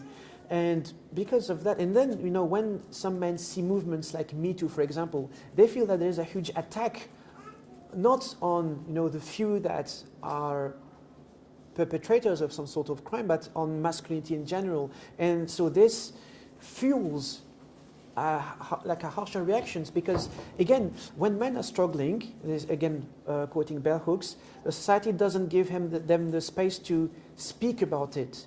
You need to literally shut up. If you don't whine about it, don't cry about it. Life is hard, it's as it is. Don't speak about it. And I think this is what explains the appeal of these narratives that actually are very empowering, because it tells men that no, you have the power of being the main character of your lives. And I think this is what is appealing in a world where, again, to summarize, people are put more and more pressure on themselves, are not allowed to find outlets to speak about it. And in a society when men struggling with we can't even, I was talking about this at the beginning, we can't even find brotherhood in some mosques nowadays, because the society has been atomized. We don't have community anymore as we had 10, 20 years ago. So just combine all these factors, and yeah, this is why I guess the Manosphere has been really successful in attracting lots of people. Can I just add a spoiler alert to our presentation next month on digital Islam in Britain? I'm part of the project, so I can tell you, Alia, Dr. Alia, that one of the reasons we found that a contributing factor to the appeal of these influencers, social media personalities in their misogynistic discourse is the fact that our mainstream scholarship, thought leaders, qualified people, a lot of them are reluctant to enter the social media space. So, because, and there are reasons for that, but we do have a handful, a very small number of people who are successful in addressing contemporary issues. I think, for example, of Yasser Qadi, or there are some other names out there as well, who are talking about the difficult issues and who are addressing the issue of masculinity. But the problem is that we do not have enough people who are credible and who can communicate to mass audiences, and that is a problem. Some of the scholars have actually said to us, we don't want to lower ourselves by going on YouTube. We don't want to have a social media handle, because we don't have that. We're serious scholars. We give lectures. We write books. Why would we want to do that? We teach students at universities. And that is their attitude. So that there's an absence, there's a vacuum, and that's one of the reasons why these people are able to, because they see that space open for them to, and plus they were very media savvy, and they got onto the trend of social media, YouTube, Twitter, Instagram, and all of that when it came out. Whereas a lot of traditionally trained scholars and people who have the ability and the gravitas, I just weren't there. They're absent, so that's the reason. So I think we've got a couple of questions on this side, please. The brother here with the glasses, and anybody else on the sister side? We're going to have some gender balance here, so we'll go back to Dr. Sarah as well. So if you want to go ahead, brother, please. Yeah, sure. This question is for either of you, really, whoever feels more appropriate to answer it. But this is regarding, obviously, the tools that we use, which I agree, or at least concur, that they are colonial tools at the end of the day, from the way that manual labour that's being forced to make them to the cobalt that we mine illegitimately.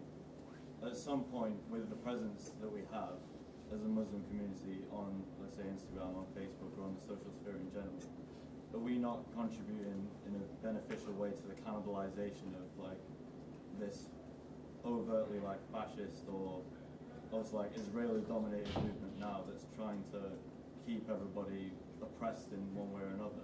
Is our presence that's getting bigger not helping bring it down from within? Okay, thank you. Sarah? Oh, I just, it was just a comment actually. We've mentioned a few of the social media personalities. I think, so I'm always talking to my son about who are you following and just wanting to know what he's absorbing. And I think sometimes, maybe it's an assumption, but sometimes the brothers are not aware sometimes of how much hurt is felt by the sisters by what some of these social influencers say. So to say that there's good stuff coming from them, maybe, but when they're talking about temporary marriages and secret marriages, maybe that actually wipes away a lot of the good stuff for the sisters. So to be aware of that, and there are scholars stepping up. So today, Sheikh Munir in Altrincham is doing a course on marriage, and he's touching on secret marriages and temporary marriages. So they are stepping up, and we need to give them the support and be attending those courses as well and maximizing their impact. But we need more of that. We need much more of that to counteract. But and this is what my son's friends will say, but there's so much good coming from them. But the damaging stuff is incredibly damaging. And it's just to be aware that it can ruin lives. So just to balance that. Yeah. That's all. Thank you. Yeah. I want to reply to Sarah while I have something in my mind. Wait a second. Sarah. Yeah. So I'm just going to reply to you first because it's on top of my mind. There is a conversation I had with Habiba Kande recently, which I published on my channel. So towards the end, we talk about this very issue, and so this is something that I haven't necessarily thought about because so he says, no, because he too has talked to a lot of people who not only buy into this narrative, but also lots of concerned educators, concerned moms. And the thing is, he argues that we can't, as a strategy, we can't dismiss this Muslim red pill or Muslim manosphere altogether, because actually some people have benefited from it, even if it's, just as he said, people being motivated to go to the gym or, trying to stabilize themselves financially before marrying someone. This is something we cannot deny. The problem is, as you mentioned, some of the ideas that they disseminate, which they're completely wrong. But the key is, when it comes to, I guess, talking to the people around us, is about making them aware and being critical of these discourses. So, something I would do with my students, for example, if they say something to me and I find it a bit problematic, I would just ask them questions. Where does you think this idea come from? What does it imply? What does the consequences? Because I think one of the challenges of this modern society, especially when it comes to children, is we're not taught critical thinking skills anywhere in the society when it comes to institutions, whether it is school, the workplace, even universities, apart some very niche fields. So where can children learn these kind of skills? That's with us, the parents. And I think the only way forward is for them to be aware when they come across some kind of information, is kind of be able to trace where does the information come from, can you verify it, what facts or statistics does it come from, and what do these statements imply in terms of consequences, so they can deal with not take it as some for granted. I guess this is the main thing that came out of the conversation. And then to reply to the brother over there, you wanted to say something? Can I just add something to what you said? Yes. Very important point. It's a really, really, really serious issue, actually, this whole red pill, Muslim red pill, and mincels, right? I can tell you from the research that we've done, again, it goes back to this thing about absence. We do not do a good enough job talking about these issues with our young men. That's a fact. Parents don't do enough. Fathers don't do enough. We're not getting this education, right? The issues around identity, gender, masculinity, those kind of male-female relationships in our masjid. Let's be honest. Most masajid do not teach that. They don't teach it in the madrasa. They don't teach it in the maktab. Where are they going to learn this stuff? That's why they're going to YouTube, because these guys, totally semi-literate, I'm not going to say the rest, people which are causing a huge problem because they are literally miseducating hundreds of thousands, if not millions of Muslims, particularly young men around the world who are internalizing and validating what they're saying. Because we don't do the job, we're failing at the moment. And I would say that our religious leadership need to do a lot more. There are scholars who can talk, who are very qualified. We've got therapists, we've got counsellors, we've got experts, people who work in this area, need to step up and be doing this at a local level. I'm glad to hear Dr. Munir is doing that in Altrincham. And we should, Sarah's right, we should support them, but we need to do a lot more. Scholars need to, our mainstream scholars, knowledgeable people, need to have these conversations with people who are trained, because you can't expect traditionally trained ulama necessarily to be able to speak to these issues, but they need to be seen to be talking and addressing these issues. So many issues in our communities are just festering away under the surface, right? Because we don't, either parents and older people are not aware, or we just don't want to touch them because they're difficult issues. Who's going to talk about them? Who's going to deal with them if we don't step up and do our job? I'll leave it at that, if you want to address either of this question. Yeah, and I forgot what you what you asked. No worries. To be fair, I'll recontextualize it a bit, because you made an example about Malcolm X that I thought was very appropriate. So, obviously at the time of the civil rights movement that he was present to lead, he galvanized, obviously, the whole nation, one way or another. And he had a lot of people polarized against him, but obviously he was known as like a very radical leader. Now with the Muslim presence that we've got online, I was agreeing before that, like, yeah, we do use technically what could almost be called like colonial tools, like the phones, the social media and everything, because there's a lot of illegitimacy and incorrect usage of it. But the community that we've made online to this degree, like, it's a very cohesive community, and obviously it's mobilized a lot of people for BDS. There's a lot of protests, there's a lot of disabling of like certain places like BNY Mellon in Manchester, like this happens very regularly. Is this actually going to be more beneficial for us because the system's fallen almost from within because we're present on the tools that they use?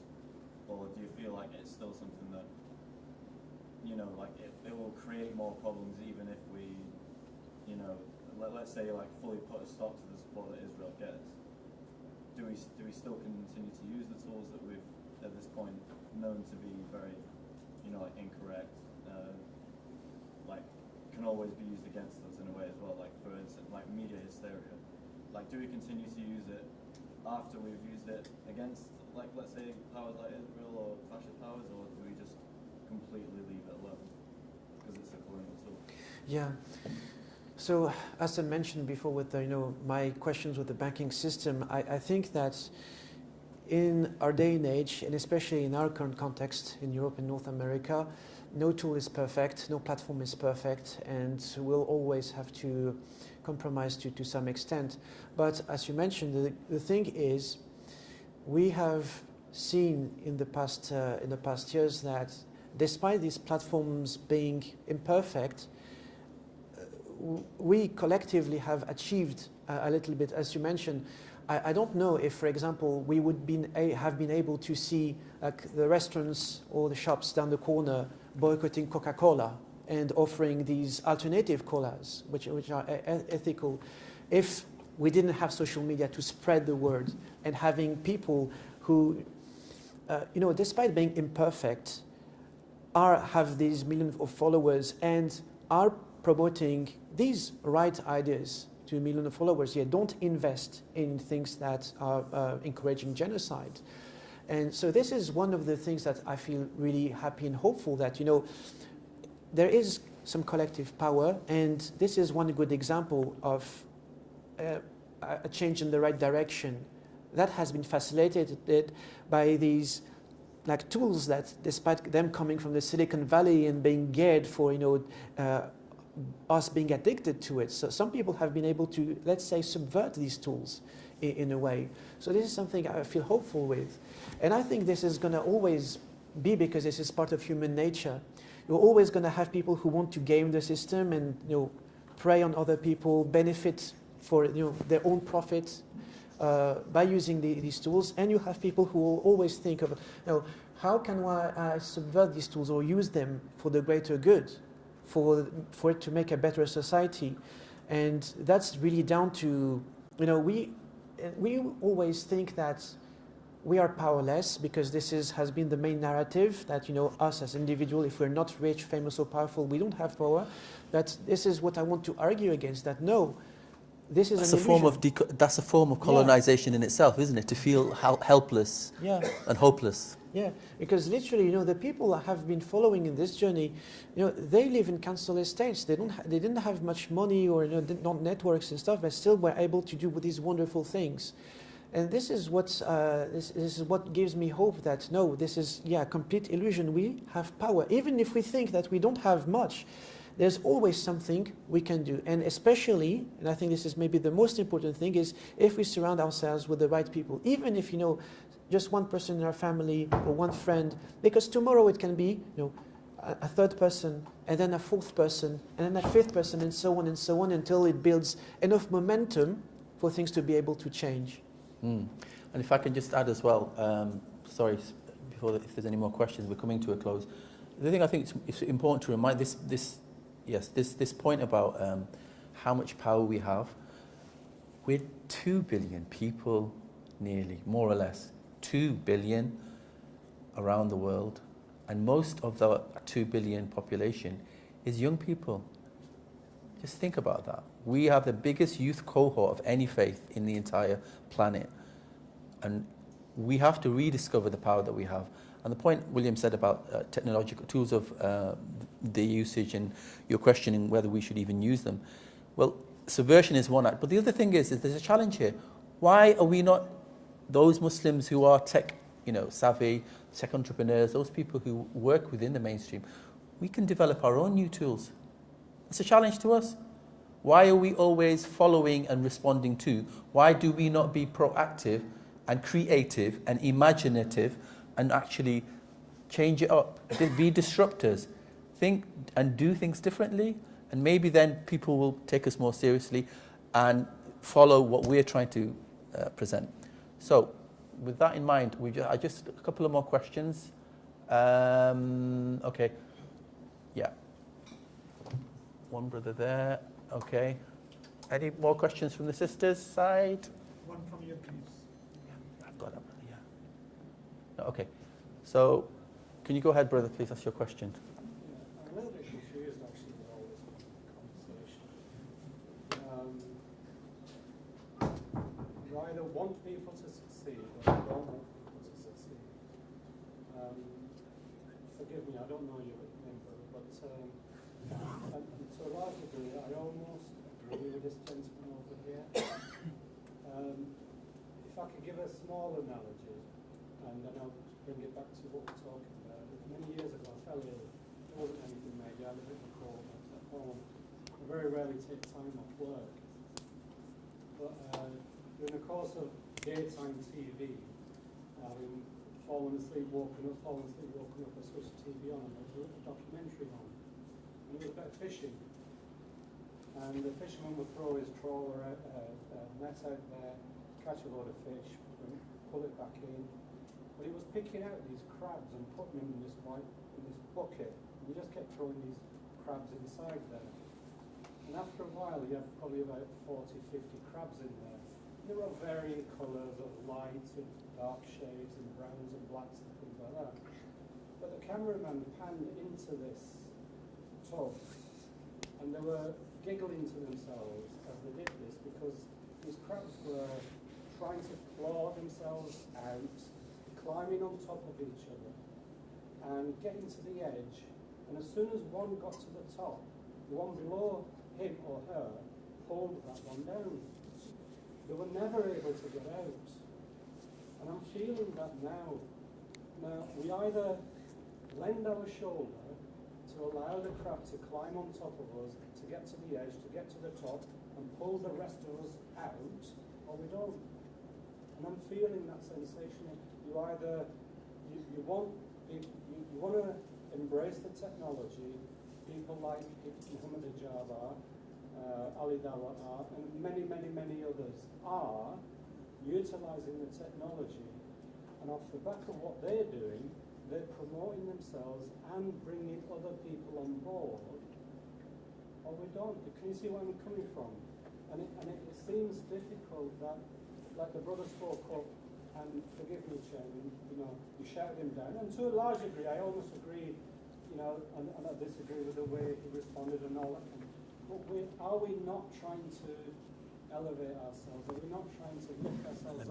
Let me answer this first. Or are we just going to pull ourselves down? I can answer first. Okay. Okay. The other question, Bria, from this brother here, I think you had another question. Something that you were saying earlier about technology, and Dr. Imran, you are a YouTuber as well. Okay. Why the YouTubers, especially the Muslim ones? Okay. We are promoting this idea about like Coca-Cola, okay, and everything, banning that or etc. So why are we not threatening the war economy?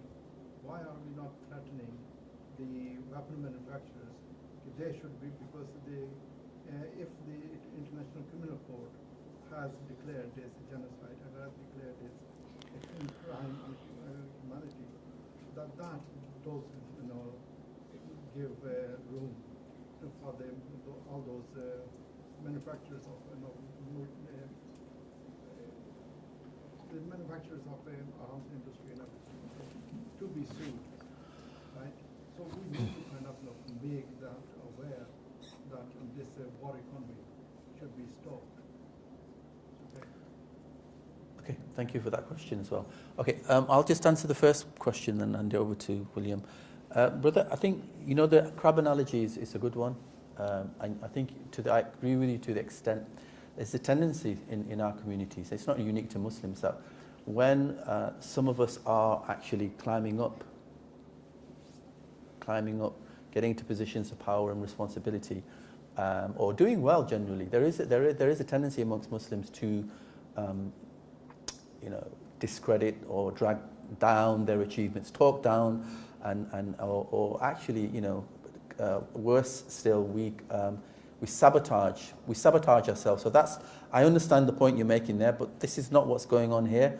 I think you have to understand and I'm not sure, you came in a bit late. The arguments that are being made here are actually very, very broad ranging. Williams actually talked about a lot of different issues around.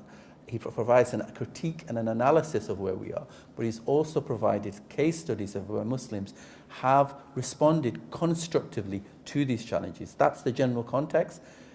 What we're doing, so the example you've just given now about social, I would disagree with you, brother. I'll tell you why, because I've been researching this for the last 3 years, and without naming names, I think you have to understand, as Muslims, whatever we do, I'm reminding myself and everybody else, we have to, if we're going to be doing work in the name of Islam, then our actions, our words, our means have to also be Islamic. If you analyze what some of these people are doing in the name of Islam, it's very un-Islamic, brother.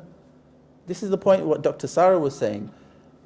I don't know if people actually listen to what these people are saying, and William and myself and others, we study hours and hours and hours of this content, and yes, there is some good in what some of these people do. Yes, what they have done is attract certain people to Islam. However, they unfortunately contaminate the good works that they do by so many things that they say and do, so many problematic attitudes, and we've got the receipts. It's all there in the public domain, and this is the other thing. What we found as well, unfortunately, they are not very good at taking criticism. I actually hosted one of them recently in an academic conference, sitting next to me, and you can go and look at it if you're interested. He got very upset with me because I started scrutinizing him and asking him, about what he has done and what he said and what his colleague has said in certain platforms and so on. I'm not mentioning his name on purpose. And he got very upset. He didn't want to answer my question. And he got really irate because I found it quite interesting because he asked for accountability. Muslims need to be accountable. He even put up videos saying that we need to be self-critical. But when I took him to account, he got very, very irritated. So you can't have it both ways. That's nothing. I'm a guy. I can talk to him like that. Here's the fact. Muslim women feel scared to say what they want to say in public. You go to Twitter, go to the YouTube comments pages. You will not find Muslim women challenging because they get piled on by young, stupid men who immediately accuse them of being feminists and who accuse them of being this, that, and the other. This is what we are doing. This is what we're doing to. This is the crab analogy. Muslim men are silencing Muslim women. Muslim men make it very difficult for women to able to raise their voices. And Muslim scholars, men scholars, need to be standing up and speaking out against this. This is the reality. So, it's not quite an exact analogy, but go on, Will. That's your microphone. Yeah, sorry. Yeah, because if we come to the bottom of the thing, I think this is something we can all agree with, is we want to see a Muslim community we can be proud of. So of course, to be honest, I would like to see more Muslim millionaires, even Muslim billionaires, Muslims in politics. But the question is, at what cost? Do we want more Sajid Javid? Do we want more Zia Yusuf Reform UK? Or do we want people who actually change the social economic condition of Muslims in the country? We want Muslims who have wealth, but the question is, will this wealth, how is it going to benefit all of us? How is it going to better our condition? How is it going to make a more fair and just society? And this is, I think, the crux of the problem. Yeah, I mean, there is a problem because you can't just say, oh, having more brown faces in high places, right, is somehow going to solve our problem. It's not. We have enough, arguably, we have representation at political level. We have many, many wealthy Muslims. But the question is, and I think we're going to have to, we've gone 10 minutes over because we started 10 minutes late. Here's the question I want to leave in your minds is, what are we actually doing? What are we doing?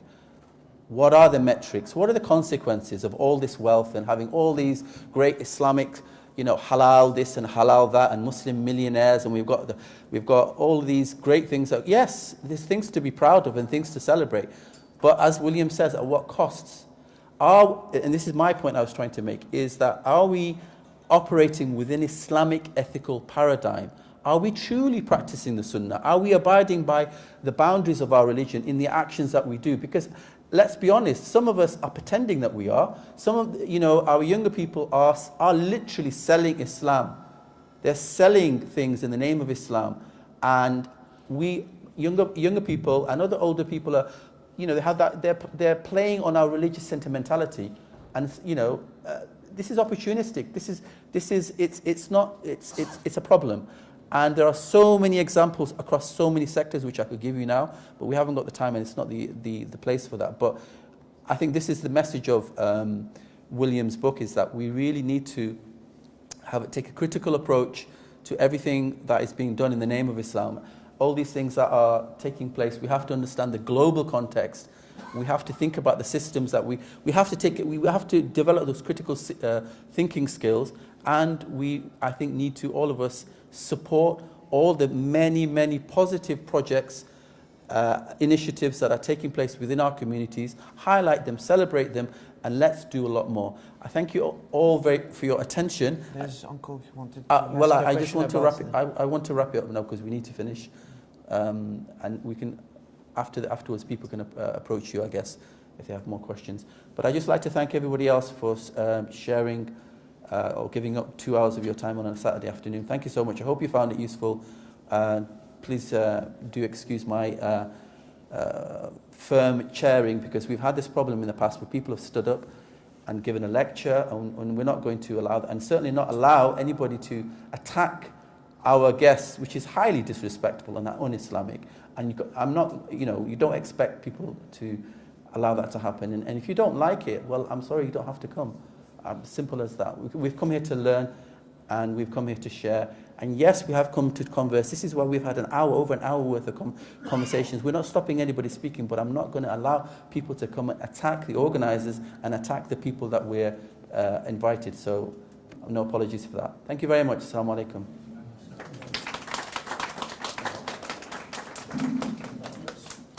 I just want to make a comment in defence of our speaker. I think it's important we are grounded in Islam. And what the brother has said, and the question he's asked, is very pertinent. We are sent on this earth for no reason except to worship Allah subhanahu wa ta'ala, if you read the Quran. Everything else comes as part of that, and therefore to pose this question, so have we gone too far in the materialist direction and that direction, that is critical. And I think we shouldn't criticise the brother for doing that. He's raised very pertinent questions about, what pursuit of money, pursuit of wealth, pursuit of dunya. But ultimately, we are here for that purpose, and our survival in Britain and anywhere else is if we follow that command, obviously in the best way possible. So I think that was a bit harsh. The brother's coming from it from the right angle, and we should do that. And I've done that with work on charities, where charity work is going off in capitalist directions. So I think we should just say that the brother is not out of sync with the Islamic requirement. No, not at all. Thank you very much for the Jangir for that. And thank you once again to everybody who came. And thank you to Dr. William Barilov. Please do appreciate that. And look out. Thank you. And if you'd like to come to the next event, it'll be Saturday, 28th of June. Digital Islam in Britain. Thank you very much, everybody. I'm going to take your microphone.